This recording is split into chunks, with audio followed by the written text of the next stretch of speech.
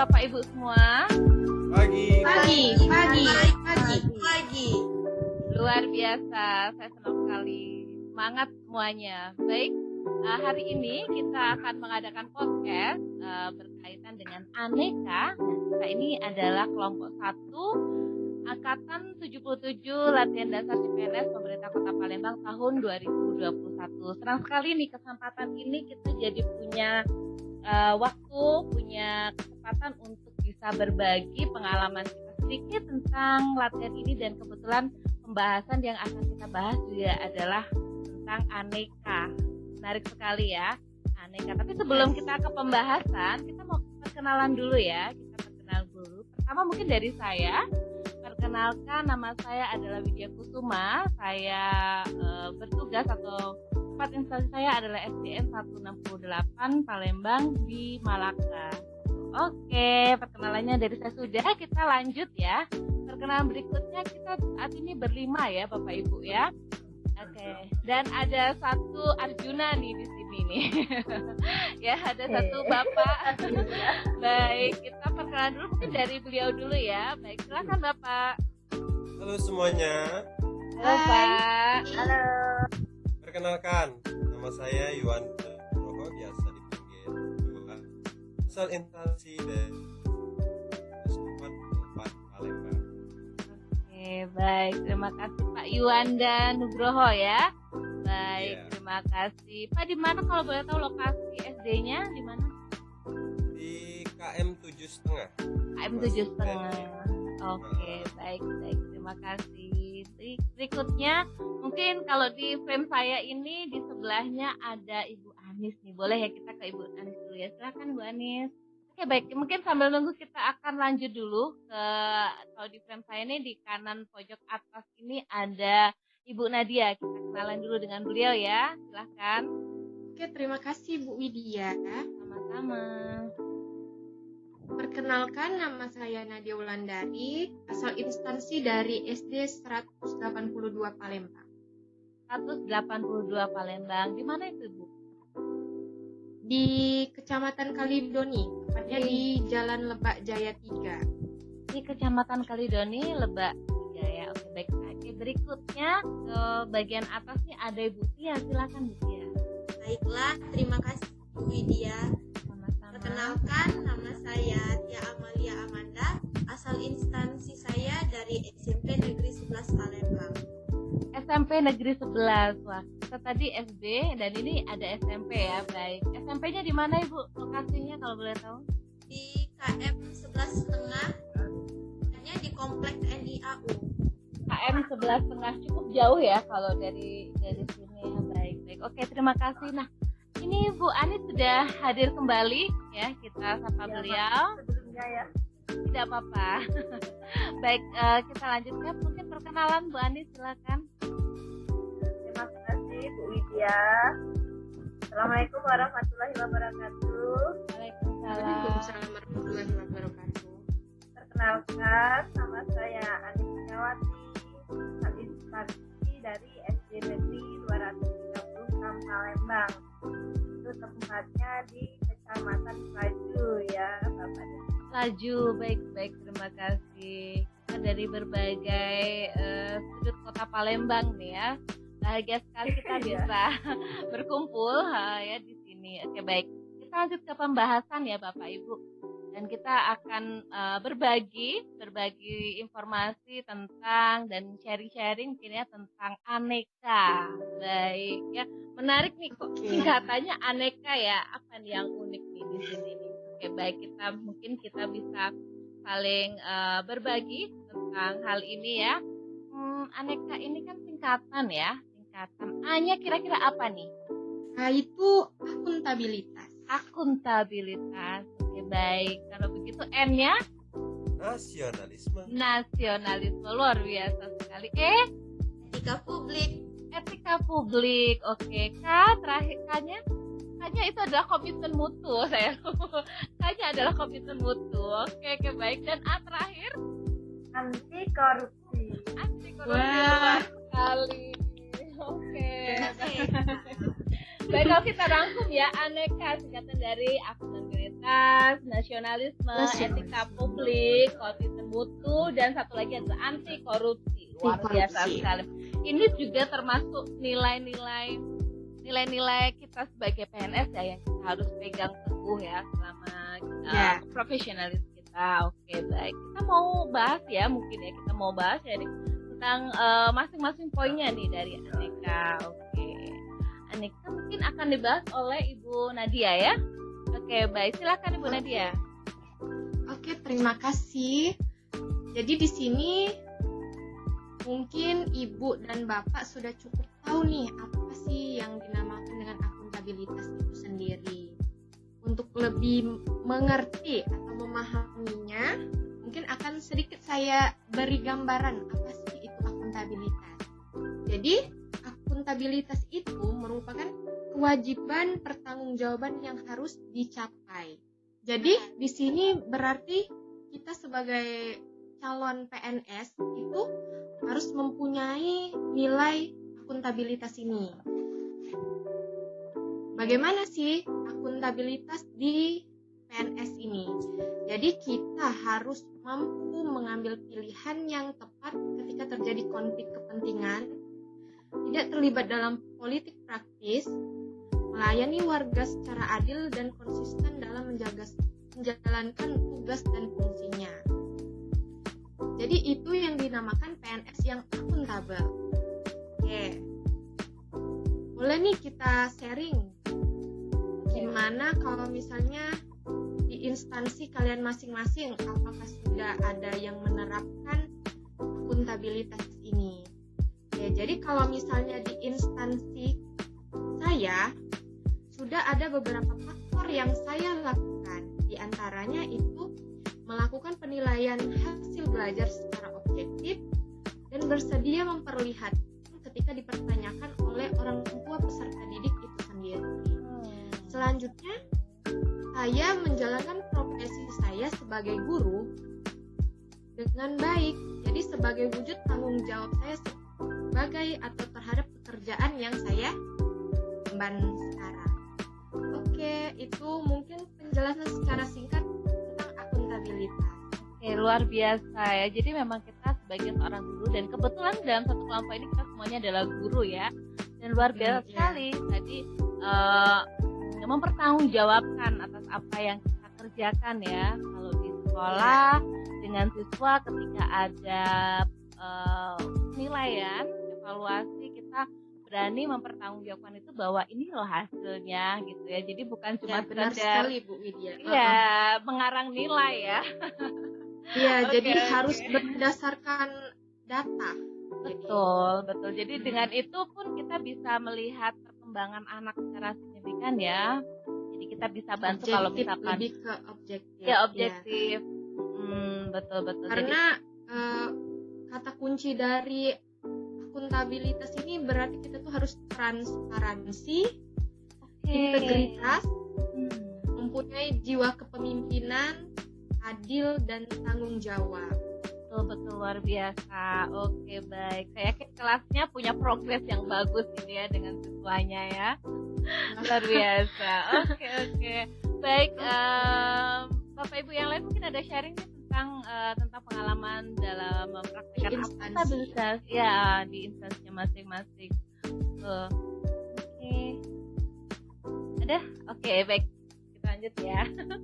Baik, mungkin kurang lebih sama ya Bapak Ibu ya pengalamannya ya kita menjadi guru yang berakuntabilitas begitu ya. Baik, kita ke poin yang kedua, N.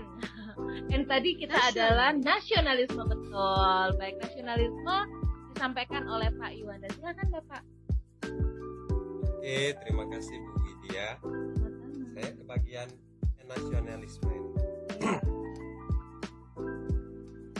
Nasionalisme itu didefinisikan sebagai kepentingan dan kesejahteraan bersama. Karena nasionalisme menantang segala bentuk penindasan terhadap pihak lain, baik itu orang per orang, kelompok per kelompok, maupun sampai suatu bangsa. Nasionalisme ini bertujuan untuk membangun kesadaran, pemahaman, kepedulian, dan komitmen peserta latsar CPNS untuk menjadi ASN yang mampu mengaktualisasikan Pancasila sebagai dasar nasionalisme dalam pelaksanaan tugasnya. Dalam nasionalisme juga terdapat turunan nilai, yaitu ASN yang mampu mengaktualisasikan nilai-nilai nasionalisme dalam menjalankan profesinya sebagai pelayanan publik yang berintegritas, yang terbagi menjadi 3, yaitu ASN sebagai pemersatu bangsa, ASN sebagai pelaksana kebijakan publik, dan ASN profesional yang melayani berintegritas. Nah, nasionalisme dalam implementasinya di sekolah-sekolah kita tentunya mungkin sudah menerapkan masing-masing. Itu kalau diri sendiri kita bisa ditampilkan dengan memakai batik. Oh, jadi memakai batik, pakaian tradisional, pakaian khas Jadi Indonesia kita ya. dengan memakai batik kita sudah menerapkan nilai aneka nasionalisme jadi ya Mbak. Iya, itu salah satu bentuknya. Tapi untuk sosialnya mungkin gotong royong dan kerja bakti. Gotong royong dan kerja bakti. Oke, Pak, saya mau tanya nih, mungkin dari Pak Yuanda atau dari teman-teman yang lain pasti punya pengalaman. Kebetulan kita selama beberapa waktu terakhir kita mengalami pandemi COVID-19 ya, dan kita baru sekitar 1 bulan yang lalu kita mengadakan, pemerintah mengizinkan Kota Palembang memberlakukan PTM untuk peserta didik ya. Dan meskipun sudah ada izin untuk melaksanakan PTM, tapi kita belum ada yang menarik nih Pak, upacara nih. Kalau upacara tuh kaitannya juga menumbuhkan nasionalisme peserta didik ya. Nah, tapi dalam situasi seperti ini, kita nggak pernah upacara nih Bapak. Gimana ya kira-kira ya?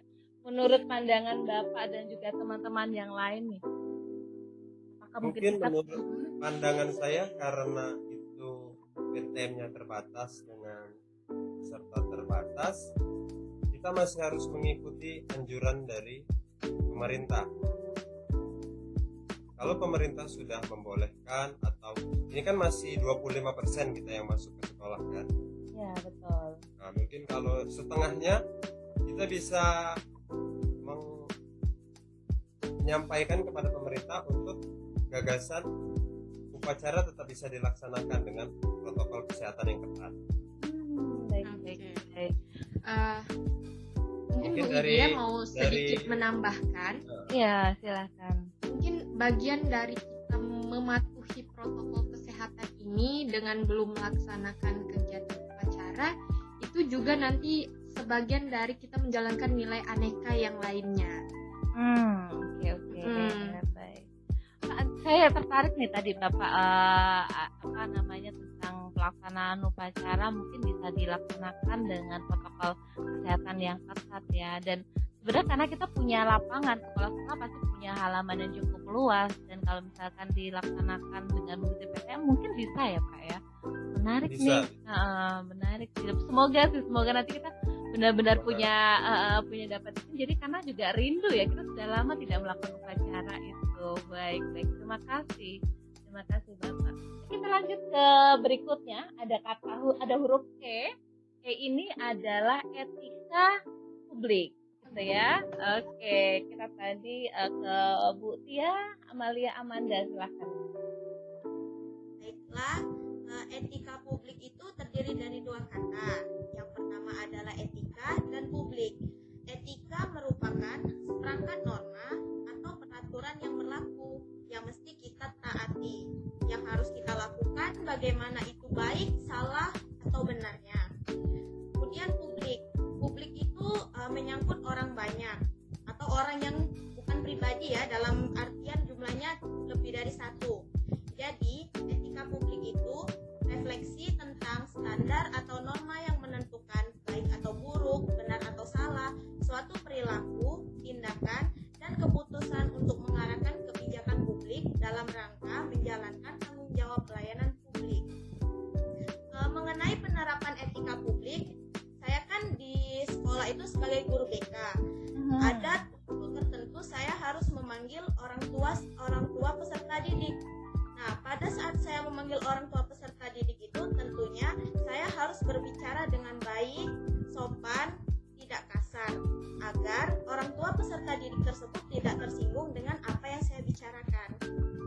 Kemudian juga tadi sudah kita bahas sama-sama mengenai protokol kesehatan. Protokol kesehatan itu juga termasuk ke dalam etika publik karena itu adalah standar etika publik. Dengan menerapkan protokol kesehatan, maka kita akan menghindarkan diri kita dari terjangkitnya virus COVID-19. Wah, Luar terima kasih. biasa. Terima kasih kita jadi luar biasa jadi ini sekali ya, ya. jadi tambah Iya, tambah jadi pengalaman. menambah Iya. wawasan. Wawasan, betul baik, dan itu penting sekali ya berbicara ya, berlatih berbicara itu penting sekali sih, betul. Oke. Ada mau cerita mungkin tentang pengalamannya ini. Kebetulan kita ketemu guru BK kan. Ya, jadi kita bisa sharing nih sama Saya guru sharing BK ya. kan. Boleh. Baik, karena kadang kita memang ketemu dengan berbagai macam karakter orang tua siswa, orang tua murid ya. Ketika kita ketemu dengan beliau gitu kan. Kadang kita kesulitan juga bagaimana ya caranya menyampaikan supaya orang tua ini cepat mudah mengerti gitu kan. Tidak mudah tersinggung, tidak mudah marah gitu kan.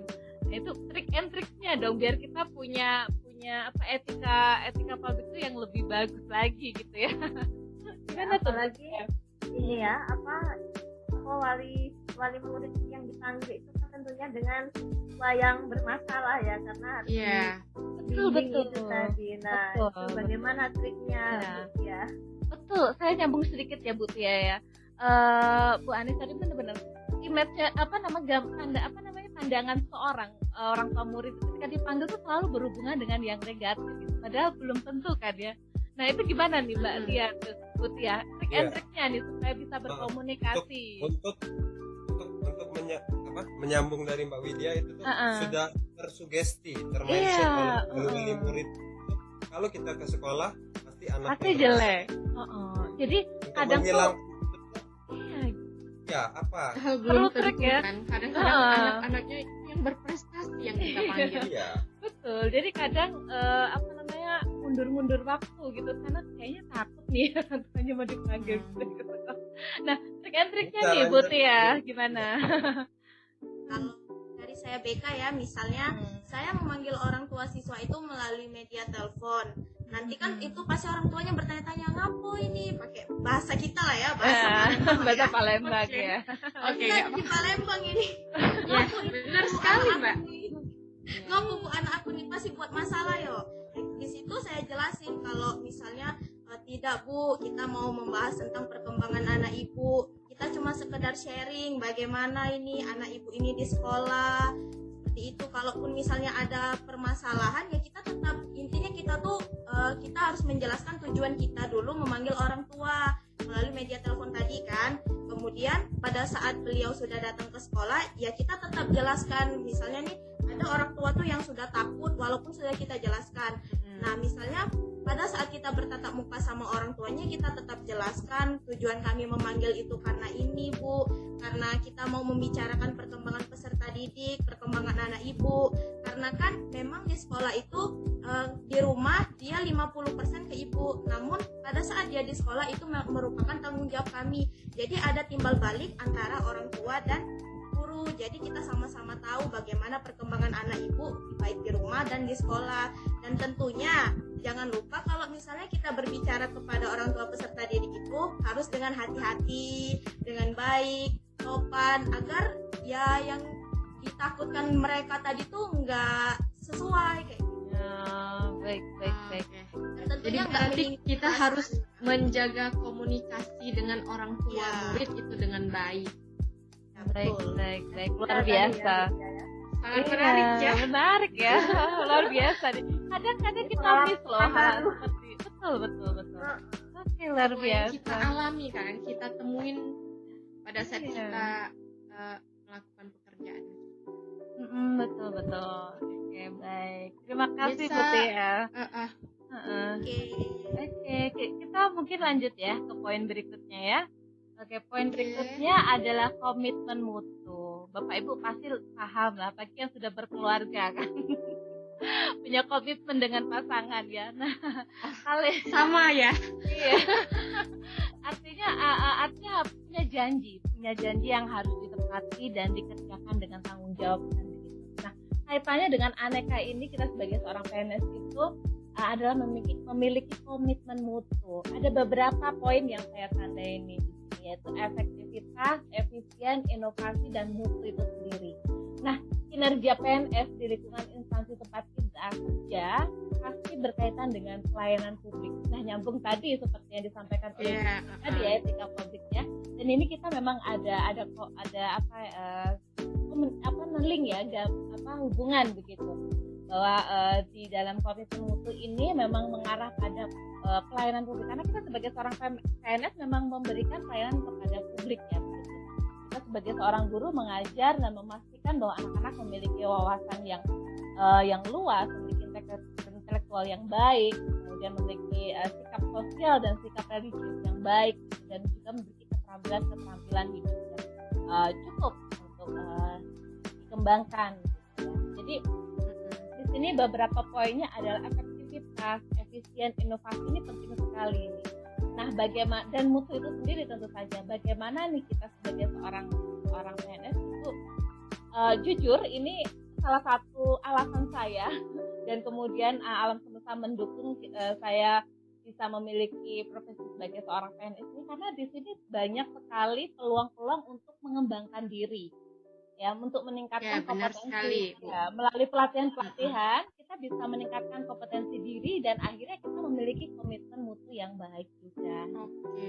Jadi apalagi kemarin kita sudah banyak belajar ya tentang wawasan kebangsaan, kemudian bela negara dan sebagainya gitu, dan poinnya di sini memang ada hal-hal yang harus diperhatikan. Yang pertama itu ada kasus korupsi. Jadi kemudian rutinitas pelayanan yang kurang baik, tidak puasan mutu pelayanan aparatur, sarana dan prasarana di bawah standar yang terbengkalai. Beberapa poin ini mungkin akan mengganggu kita menjalankan profesionalis kita.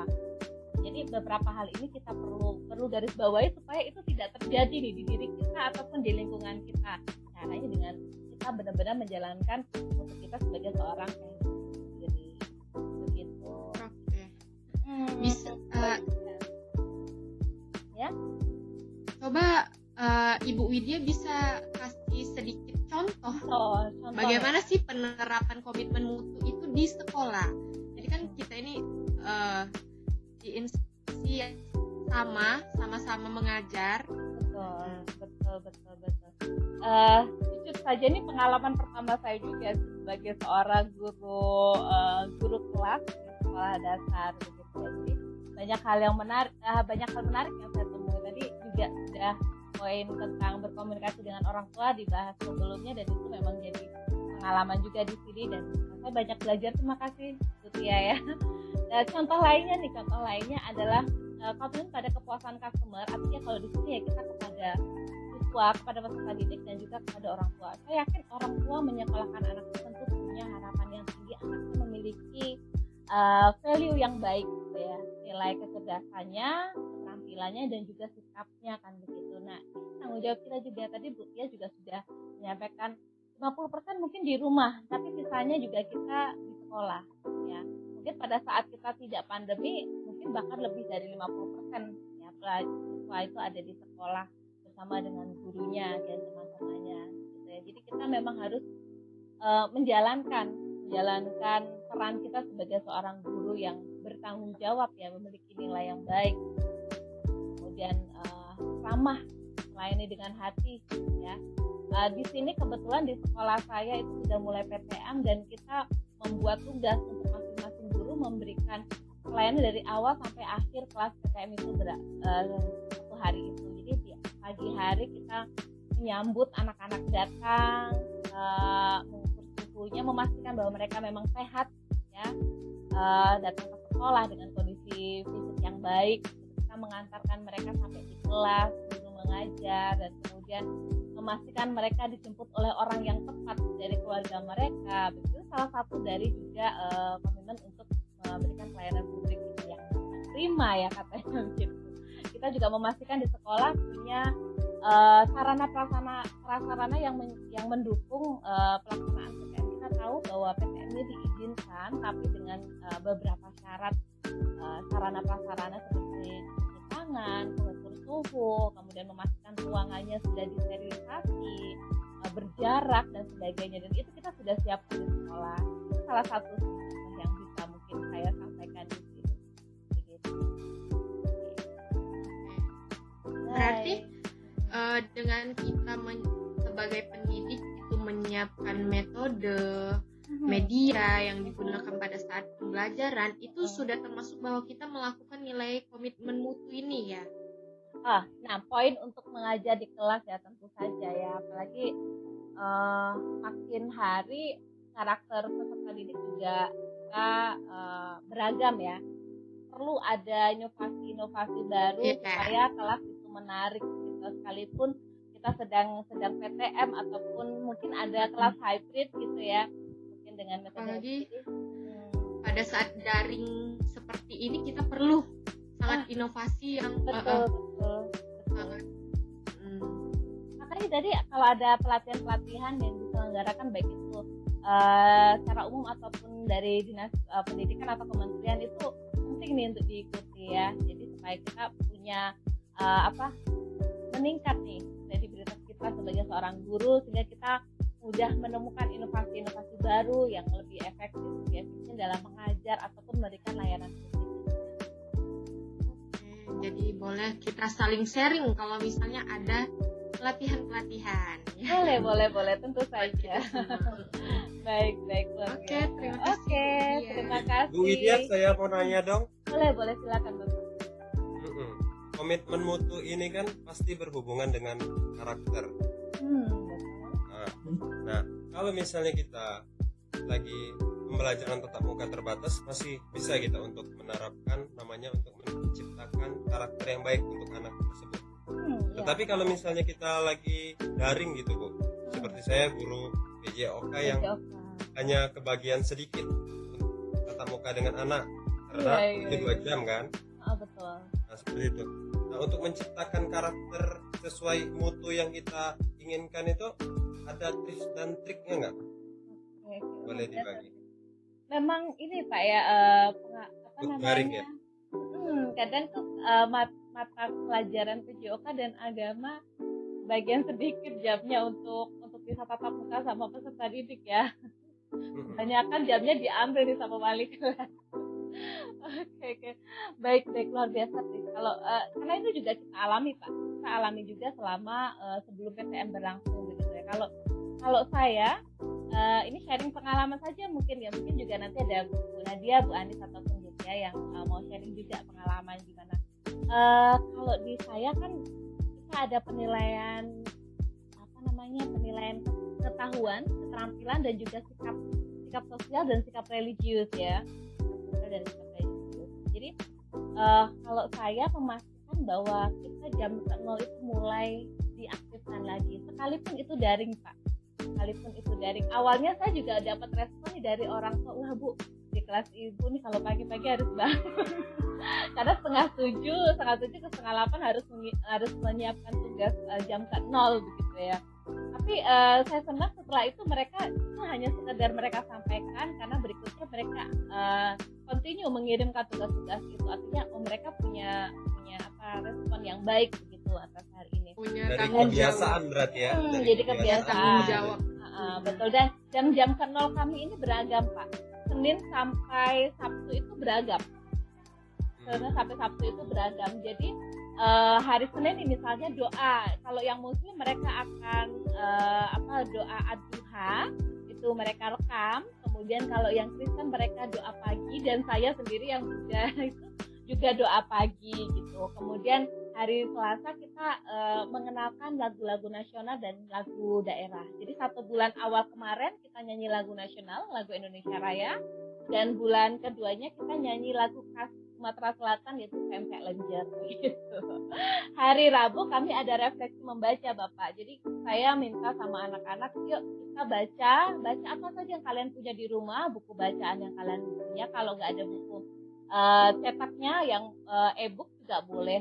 15 menit ya membaca setiap hari saja gitu. Dan juga hari Rabu itu pagi mereka akan menulis refleksi dari apa yang mereka baca. Hari Kamis doa-doa pendek. Kalau untuk Muslim saya bebas, mereka terserah doa pendek apa yang kalian bisa coba dibaca setiap pagi. Yang Nasrani, yang Kristen mereka juga melakukan membacakan doa pendek. Yang hari Jumat Pak ini lebih seru lagi Pak, karena berlatih menulis Pak. Menulisnya ini adalah menulis ayat putih gitu. Kalau yang Muslim menulis ayat putih. Jadi setiap Jumat mereka akan menulis ayat kaligrafi gitu. Menulis biasa. Jadi saya tekankan di sini anak-anak ketika kita menulis yang dipelajari adalah kesabaran, konsentrasi begitu, dan kita lebih ingat lagi tulisan tersebut. Artinya tentang ayat putih itu akan lebih ingat lagi maknanya dan untuk apa itu dibaca. Kalau yang Nasrani mereka menulis bait-bait doa gitu. Dan Sabtu jadi di sini tuh saya mencoba untuk menanamkan karakter mereka lebih ke disiplin tentang tugas-tugas mereka, tanggung jawab, kemudian religiusitas juga begitu, kemudian keterampilan juga. Ini saya ingin mencoba mereka untuk mengenali keterampilan yang mereka punya, bakat-bakat yang mereka punya gitu. Nah kalau yang PJOK mungkin kan lebih keterampilan gerak ya Pak ya, senam, kemudian mungkin penugasan membuat video-video, apalagi sekarang anak-anak itu ya membuat video itu udah suatu yang bahkan mungkin lebih canggih mereka, lebih hebat mereka di dalam membuat video ya. Ya kalau saya sih seneng Pak, anak-anaknya kayak gitu, ada yang main TikTok, saya seneng.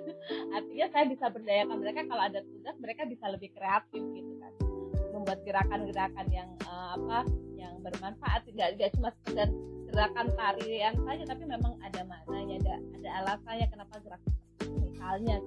Jadi ada karakter mereka bertanggung jawab juga terhadap tugas itu, karena kita bisa batasi waktunya kan, bisa batasi waktu pengumpulan tugasnya itu melalui, kalau saya pakai Classroom Pak untuk batasi. Jadi saya punya kesepakatan sama peserta didik di kelas saya, setiap tugas ataupun ulangan yang dikirim lewat dari 10 telat itu akan ada pengurangan nilainya, ada pengurangan skornya. Jadi kalau tugas mereka telat ya mereka akan tahu skor mereka akan berkurang 10 gitu. Jadi meskipun tugasnya bagus, mereka kirimnya telat ya skornya tetap berkurang. Nah ini menjadi satu catatan bagi mereka gitu. Itu sih kalau dari saya. Panjang ya. Lalu kita masih ada satu lagi. Terima kasih Widya. Sama-sama. Baik. Sayang ya. Oke, kita ada satu A lagi nih yang terakhir, yaitu A yang terakhir ini adalah apa tuh? Anti korupsi, betul. Terima kasih Bu Nadine. Baik, anti korupsi akan disampaikan oleh Ibu Anis ya. Silakan Bu Anis. Terima kasih Bu Widya. Terusnya suara saya jelas atau tidak ya? Oke, lumayan. Bu Anis. Jelas ya. Oh ya, kalau sinyalnya ini terganggu ya. Oke. Terima kasih Bu Widya ya. Di sini saya akan menyampaikan penerapan nilai anti korupsi ya di dalam dunia pendidikan ya, di sekolah ya. Jadi kita ketahui ya bahwa Indonesia ini merupakan salah satu negara yang memiliki kasus korupsi yang tinggi ya. Misalkan hasil survei yang dirilis oleh Transparansi Internasional, Indonesia menduduki peringkat ke-6 dari 133 negara terkorup. Nah, khususnya sebagai ASN ya, kita tidak hanya bisa diam dengan kasus yang sangat rumit ini. Oleh karena itu kita harus menyelamatkan generasi muda dari budaya korupsi yang terpengakar di negara kita ini. Kita sebagai guru ya, semuanya kan guru, nah kita ini mempunyai kewajiban untuk mendidik anak-anak kita supaya bisa menjadi pribadi yang jauh dari korup.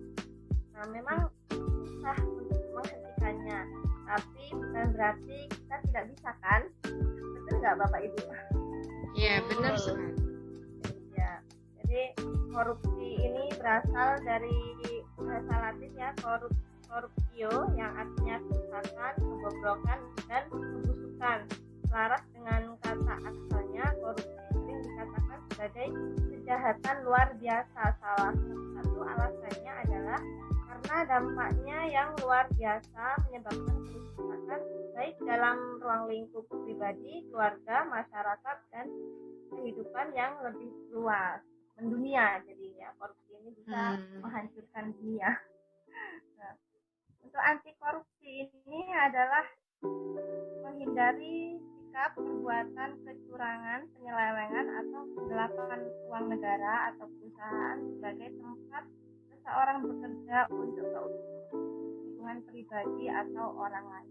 Nah, itu tadi merupakan pengertian dari anti korupsi, dan kita harus menghindari perbuatan tersebut.